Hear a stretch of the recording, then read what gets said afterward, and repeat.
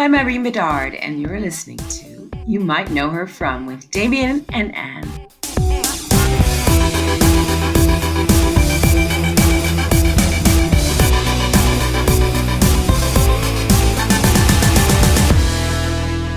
Okay, Damien. It has been a big week full of like movie news. Number one, last week, the trailer for Glenn Close's Hillbilly Elegy came out. We watched that together.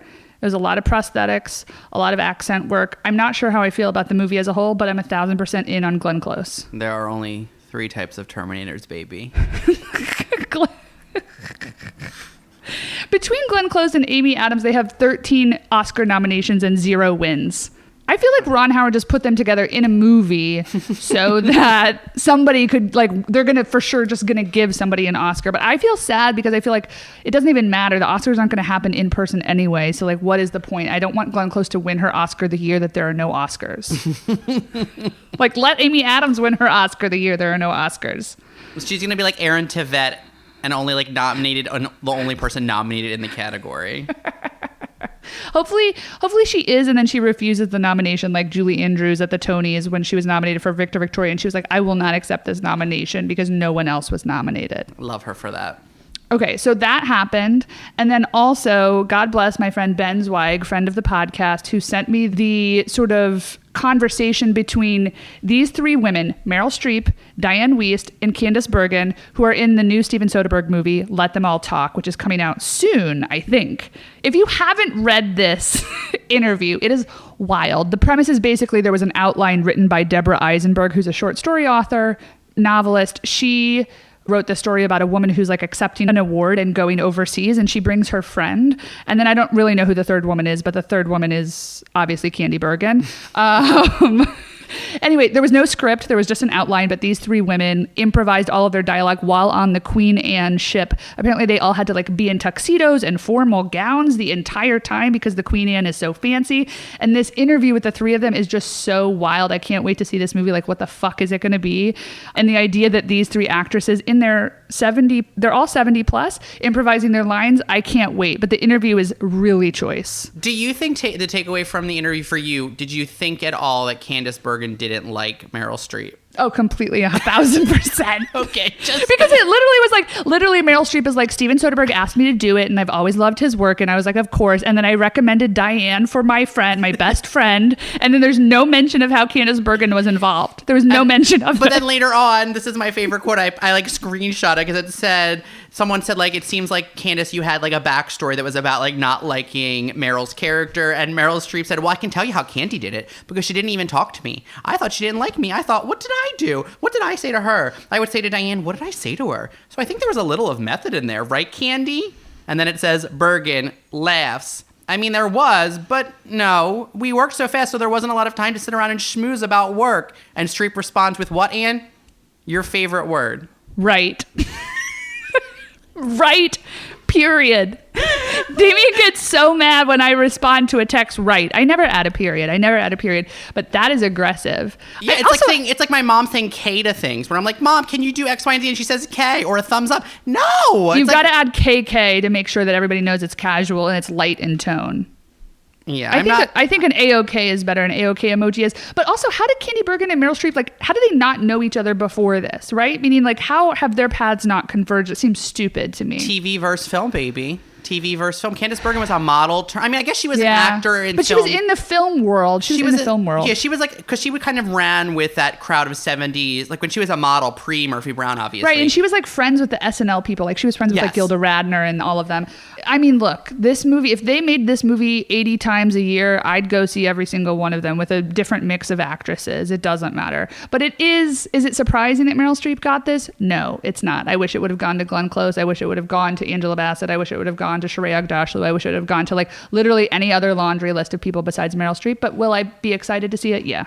Totally. But it's this interesting question, which I think we've posed on here before about, and obviously the onus isn't on Meryl Streep to like change the industry alone, but it is, she does, like, why is she playing Beth Level's role in The Prom? Like, that doesn't roll my God. for her. The pictures from The Prom, again, she looks like she has vampire teeth, and like, it's just like this bridge of white, like, veneers that clearly are not her real teeth. And I was like, what an interesting choice for this character. Also, like, Beth Level is like 40 years younger than Meryl Streep. And Meryl Streep is like controversial, is not the best singer. So like if the role is like a Broadway diva, like they could have cast somebody who's like, we're going to get Meryl Streep's head voice once again. And look, look, the show is a light, airy, breezy show. I saw it on Broadway and I fully expected to not care and not be invested in it. It was super fun. It was silly. I actually ended up loving it. But Beth Level legitimately stopped the show. It's only happened like twice that I've ever seen in live theater.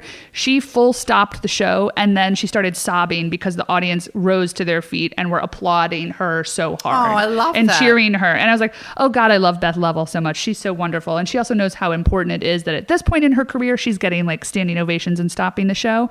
So I agree with you. I'm not mad at Meryl Streep. I just want a little bit more of the pie to go around because there isn't that much pie. Yeah, like Susan Sarandon, who I don't particularly like, but I think is a good actor, or was. I haven't seen her in a lot of recent stuff because she doesn't get as many roles, but like she would have been good in August Osage County. She's so she like better. Like and like smoky, like that would have been, you know. And also I understand like the industry, they're not going to just cast theater actors in film and TV projects all the time. I understand that. But I don't understand why one person who's 74 has a monopoly on every role that like even are like for 55-year-olds. It's like, oh, well, it's an older woman. So should be Meryl if she'll take it. If not her, then we'll see. And it's like, then you have fucking poor Glenn Close here. She basically has a perm and prosthetics on. She's wearing pajama pants pulled up to her fucking belly button. And she's talking about the Terminator in this plea for an Oscar that's going to be where, Ann, your favorite streaming provider? Netflix. Can you imagine it? It's so depressing. Honestly, I thought this was like a dark, gritty drama, and then I saw the trailer and it's like Ron Howard directed it and it's like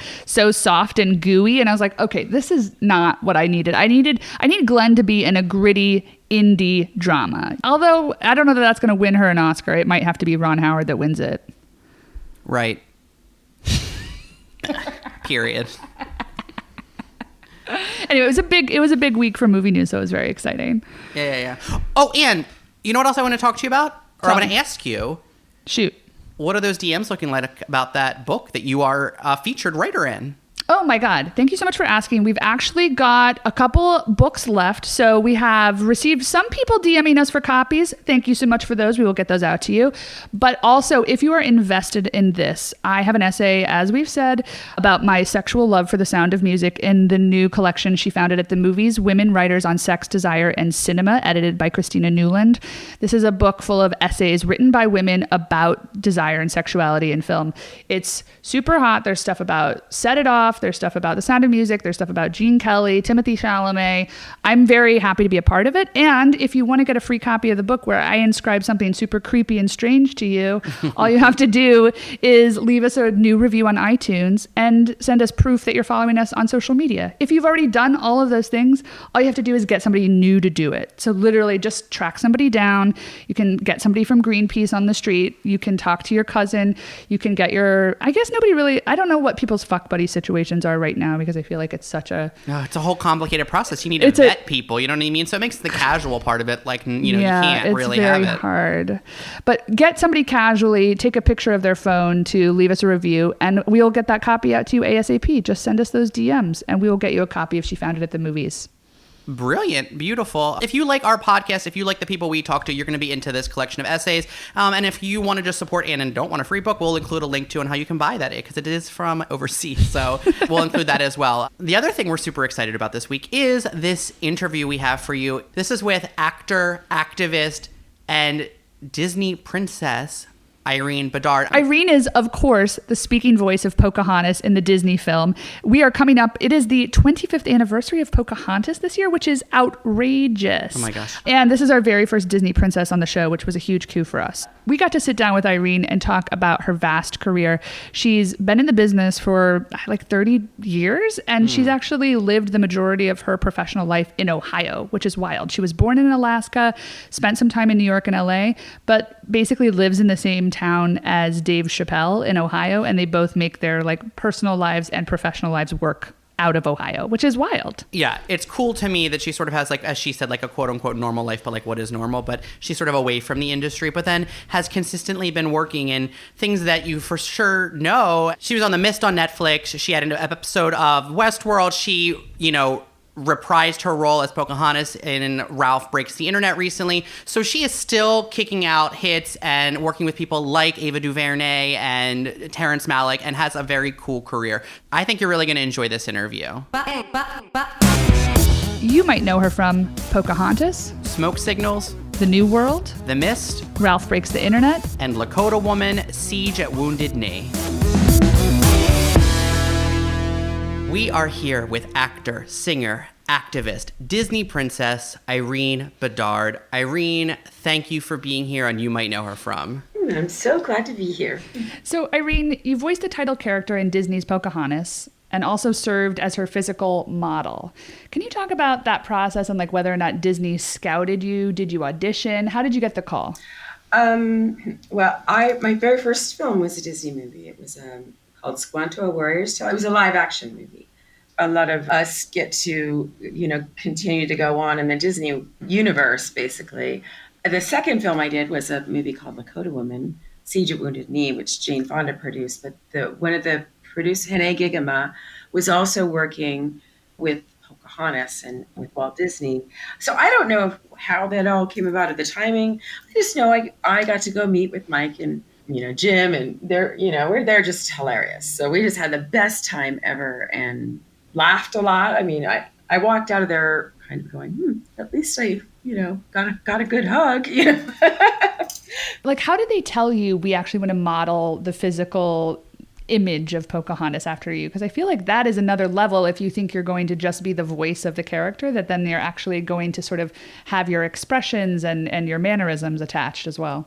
Well, they filmed my recording sessions, and I'm pretty sure it's something that they do across the board. And I think they even used film then, because they could look at each frame for your expressions and all the, the things that you do while you're, recording. And it helps the animators to inform them. But when my brothers, as a surprise, got invited and brought by Disney to the premiere, so they were young. I mean, they picked him up first class from Alaska, put him up in the Four Seasons sneakily, I didn't even know. And then they came and showed up the morning of the premiere at my front door in the East Village. And they were like, we've seen that face before. So yeah, it was a lot of fun to kind of experience it in that way. I heard you mention in one interview that you had actually developed a young Pocahontas voice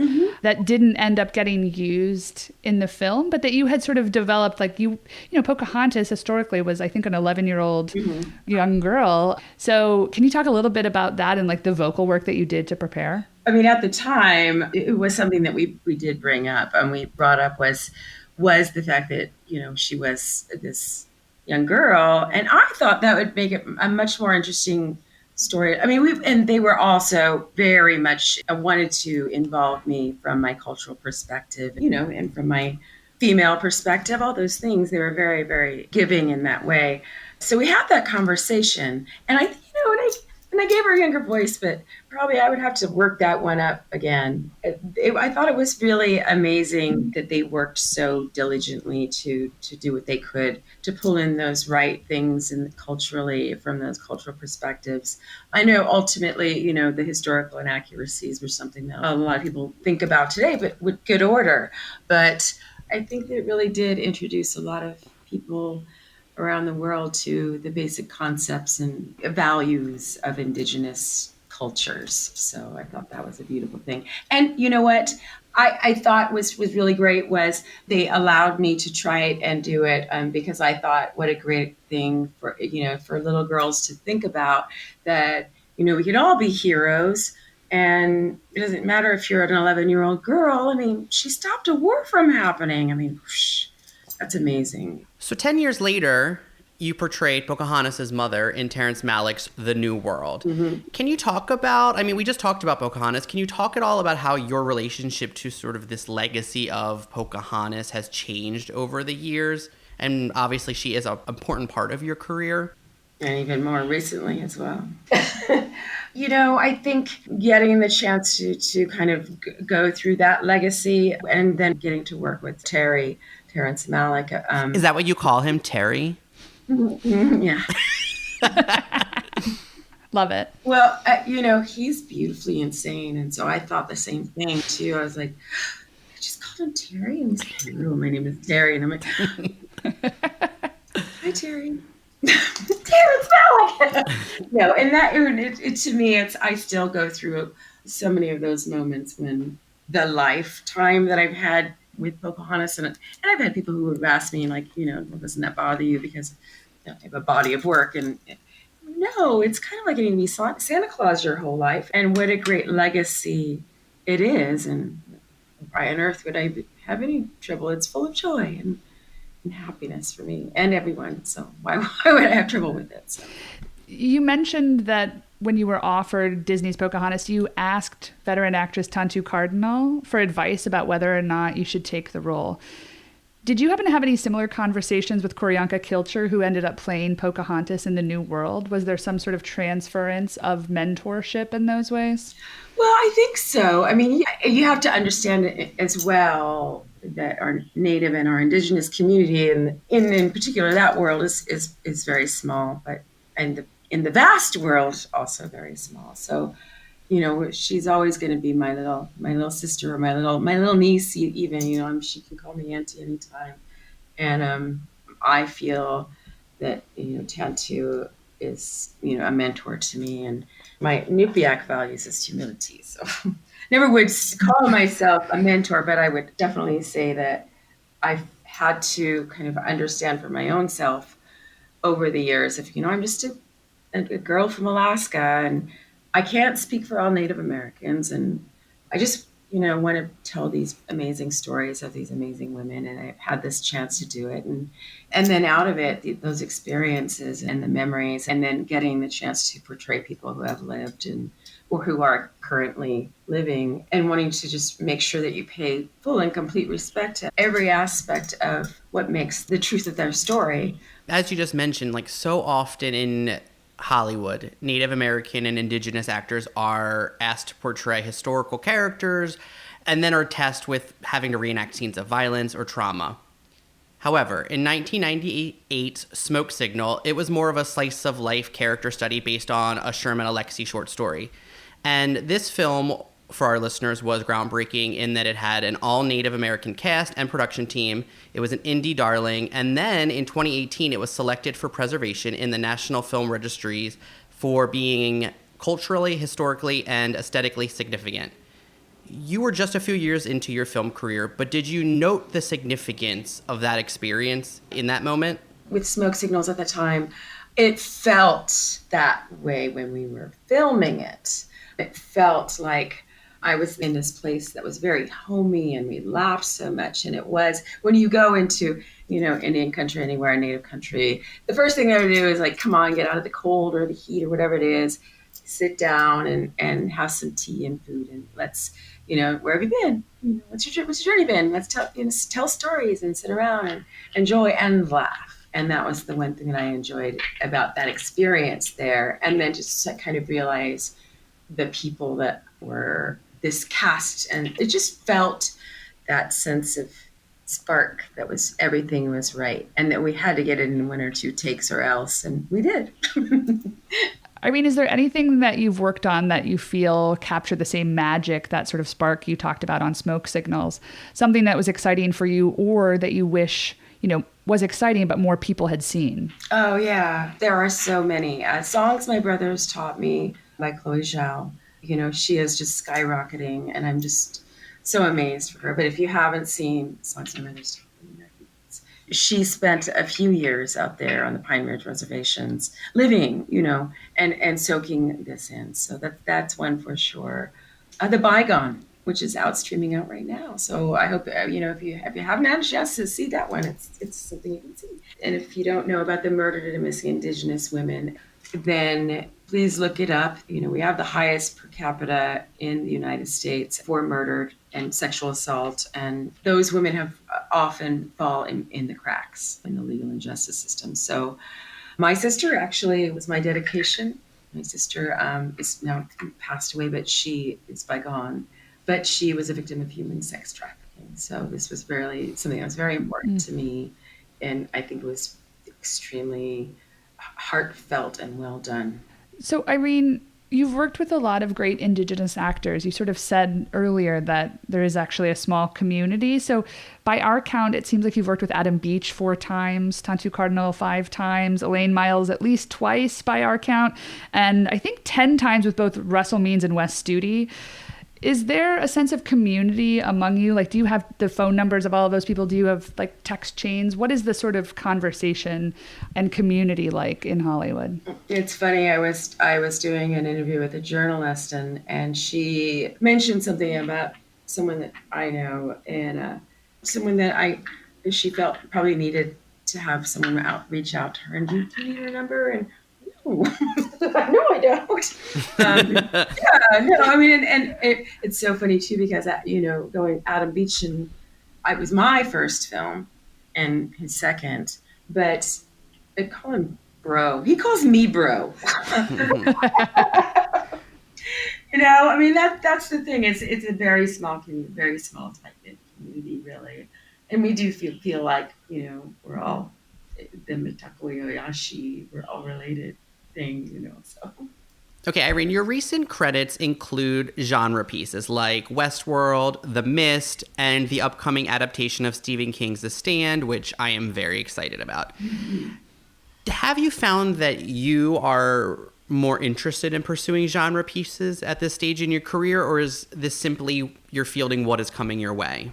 There's always an element to that, but because people who know me, I can't even watch Halloween commercials. So like, oh, you're doing like Stephen King and Westworld. I'm like, well, in a lot of ways, I've gone through what I call the manifest destiny and you had aforementioned discussed, the depictions. Like, let's say I've been hung twice. I don't know how many times I've been raped on camera. I don't know how many times, different ways I've died.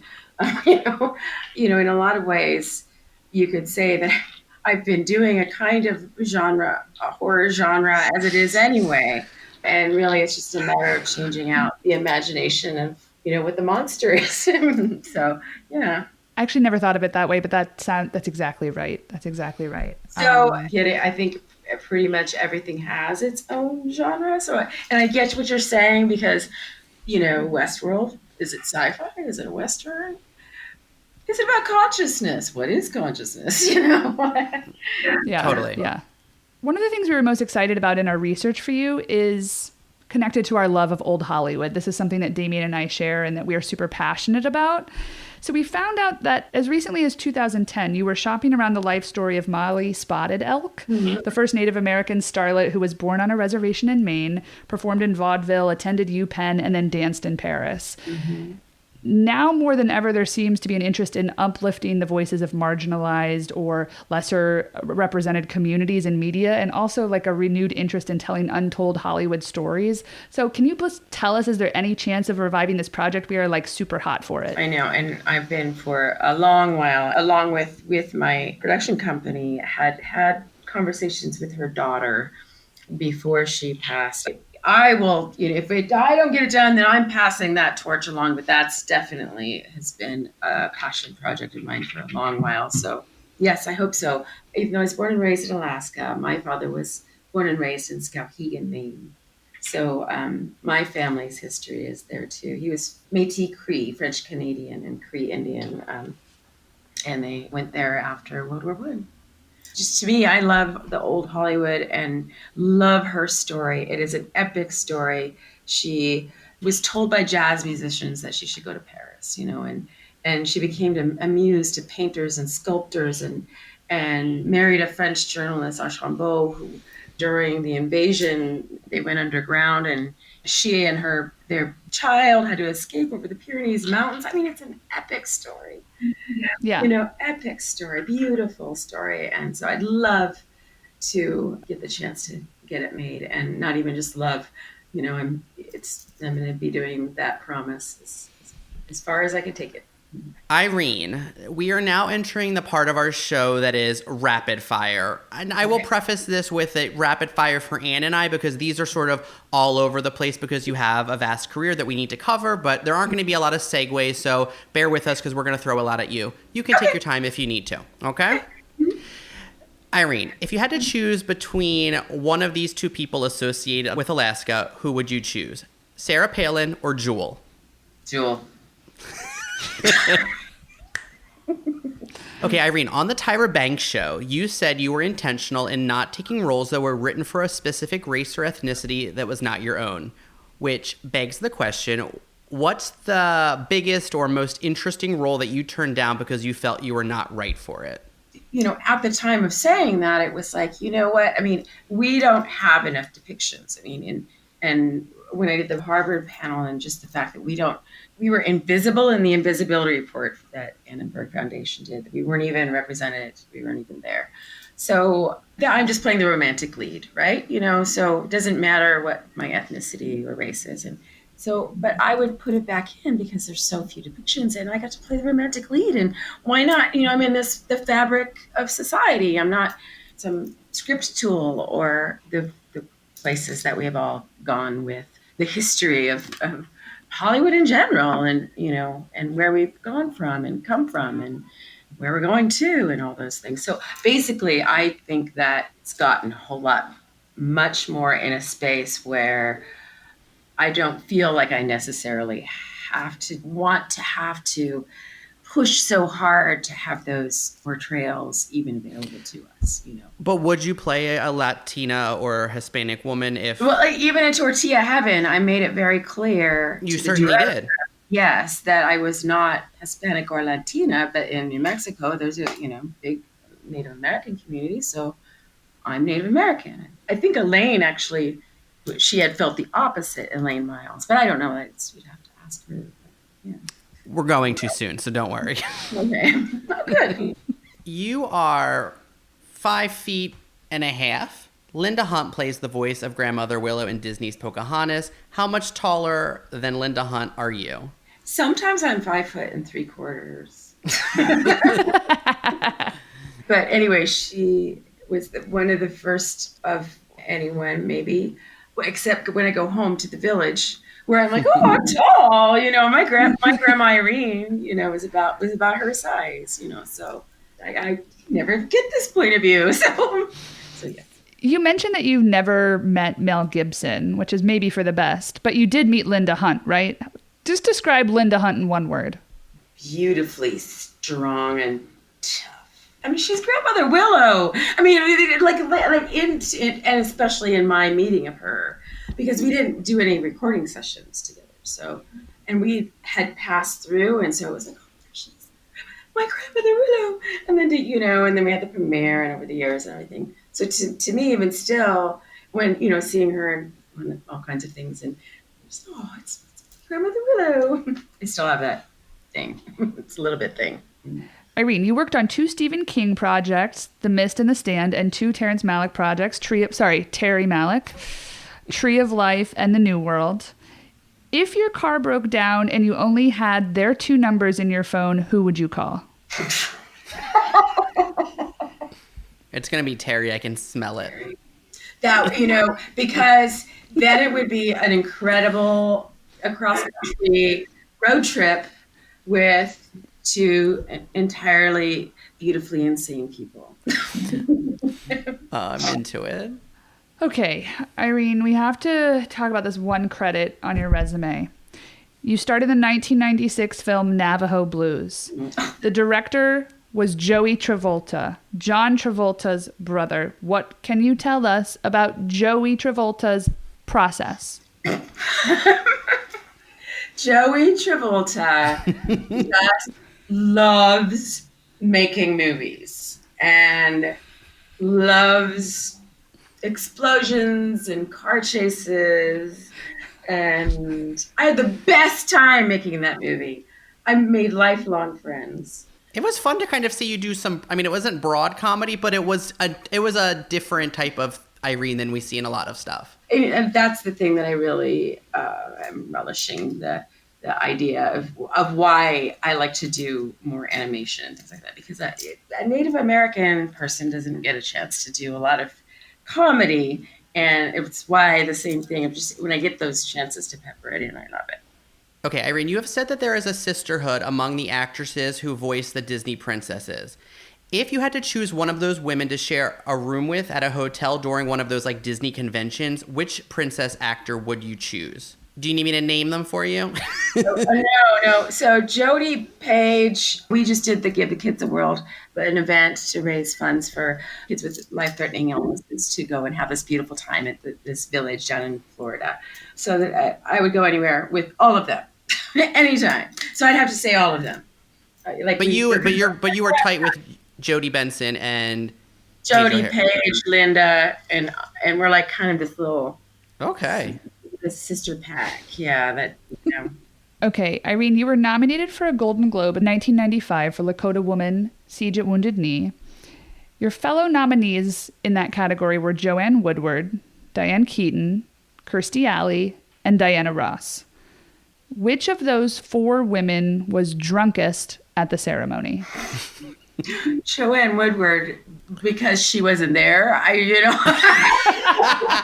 Oh, you could have fooled us. We both would have been like, we heard a story about Joanne Woodward was trash. No. She won the award too, so. Oh, no, what a waste. No, it was such an honor. I mean, and I was just like, my eyes were it was such an honor, such an amazing honor. Okay, Irene, you appeared in the 1997 miniseries True Women opposite Dana Delaney, Annabeth Gish, and an unknown 22-year-old Angelina Jolie. What was that rap party like? There was a lot of people on that set. I wasn't there, actually. Now that I'm sure it was a great time. It was awesome. Well, you were totally ready to give it. You were like, "Oh yeah, no, it was." I wasn't. No, this is why, because and I remember now. I did go to the premiere, but because I got hung on that film set in 1860s, and I got hung over and over and over that day. Got on a plane the next morning to go to the next set in California, in Los Angeles, where my character in that time, the 20th century, gets hung over. So in 2 days on 2 different coasts and 2 different centuries, I spent getting hung over and over and over again. So no, I didn't make it to that rap party because. Oh my God, no Angie Jolie stories, but. Oh my God. I actually heard you talk about that on the Big Chief Sugar podcast, which I thought was a really great interview, and he has a great podcast. But how do you get out of that? What did you do after the second job? Like, how do you take yourself home, and how do you sort of get back to Irene? Is it hard for you, or does it feel doable as an actor? I had to drive home from sets instead of getting on a plane and normally it's like, no, I just need to kind of drive across country before this is like thinking back of Lakota Woman and driving back, because that was such an intense and meeting people who were there and their stories were so intense, and like if I would have gotten a plane I would have left my soul. My soul wouldn't have made it. I just felt like and so I got in a car and drove back to New York City. So I just knew that if I would have landed in New York City, I probably, even if I would have my soul didn't make it, might have exploded. So yeah, you have to find ways to decompress and change, because you have to internalize all those experiences that your character is going through. I like to paint dogs, rocks, more dogs. But yeah, you have ways, you have a process to sort of ground yourself in your own reality. Yeah. Irene, you portray a future president in the music video for Jay-Z and Beyonce's song Family Feud. The question is, who has tighter NDAs, Disney or the Carters? I would say the Carters, but no, wipe that one out. Disney, because that there's a long history there. I mean, were you asked to be a part of the Jay-Z music video? Like, was it a typical audition, or did you get like an invite, and was it all very quiet and private? Right. I'm a special counsel for the Cities of Peace, which is still in the works of working through this peace treaty between the Cities of Peace and indigenous nations. And so I decided that I wanted to go out to Standing Rock for the year anniversary and go and ask Chief Hartwell, Looking Horse, and the other elders and people out there because I wanted to base it on some of the values that happened surrounding the peaceful protests and how that was very much our inherent in the way that prayerful protest, that in the way that happened, and how we can implement those values into something that can be signed between cities and nations. Anyway, so I went out there and I get a call from my agent basically saying, so Ava DuVernay wants to know if you can leave tomorrow and show up in New York. And I'm like, what?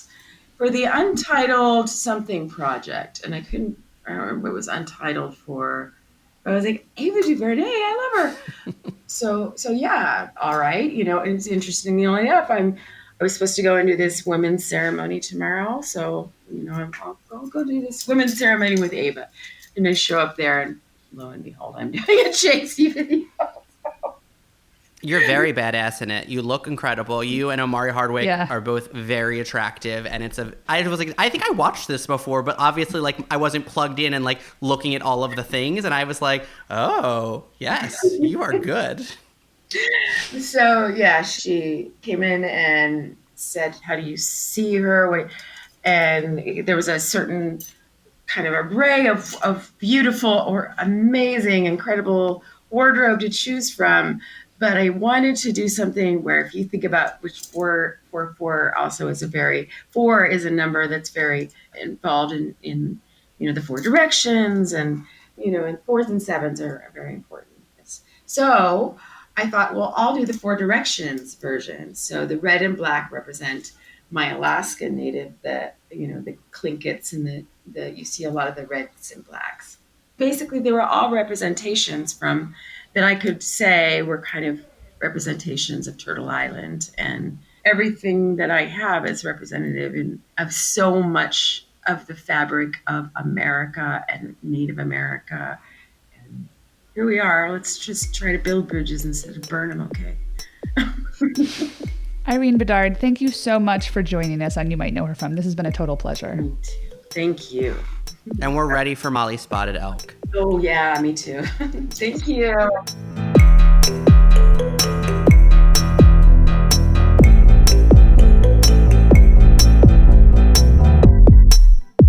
I loved hearing about Irene working with Jay-Z and Beyonce.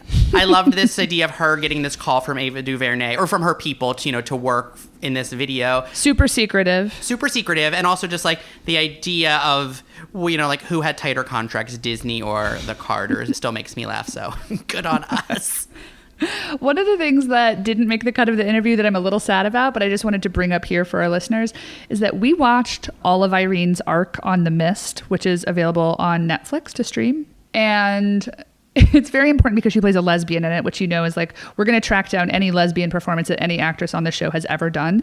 But we were convinced that even though Irene is not like the lead of the series, that she had a full backstory for this lesbian character. That like there's this whole scene where they're talking about Irene's ex and how terrible she was and how annoying she was. And so we posed the question, Irene, we know you had backstory. Damien was like, I know that you had your character reading Crime and Punishment and that was not in the script. She was like, you're exactly right.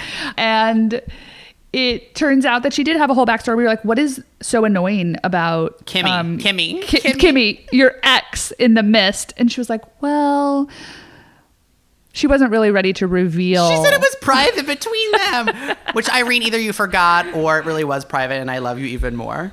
Oh my gosh. The point is she's a very good actor, and like regardless of what role, she's like bringing the serious beats to the scene. And what's a connection that I just thought of between this week's interview and our interview next week? There's a connection there.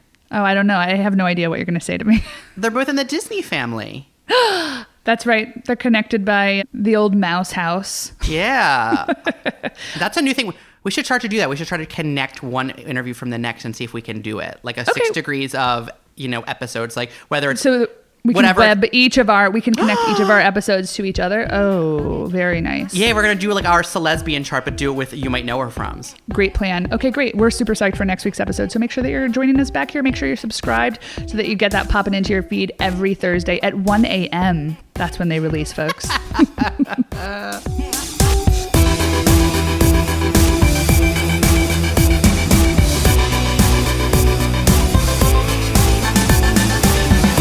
Know Her From is produced by Ann Rodeman and Damian Bellino. I'm saying that with a smile. Can you hear it? That's us. It's produced by us, the two of us. Special thanks to our consultants at Grumpy Entertainment, Jason Jude Hill and Danielle Sears. Editing also by the wonderful Danielle Sears. Please make sure you're following us on social media, Facebook, I guess, but also Twitter and Instagram. You can find me at Damian Bellino, and you can find Anne at Rodemanne. That's Rodemanne. Some of her friends don't even know how to spell her last name because of that handle. And a special thank you to Gang for all the great music that you hear in these episodes. You can find them on iTunes and wherever you listen to music. I loved when we asked Irene about Joey Travolta, and she knew. We knew, and she knew, and we all knew. It was unspoken.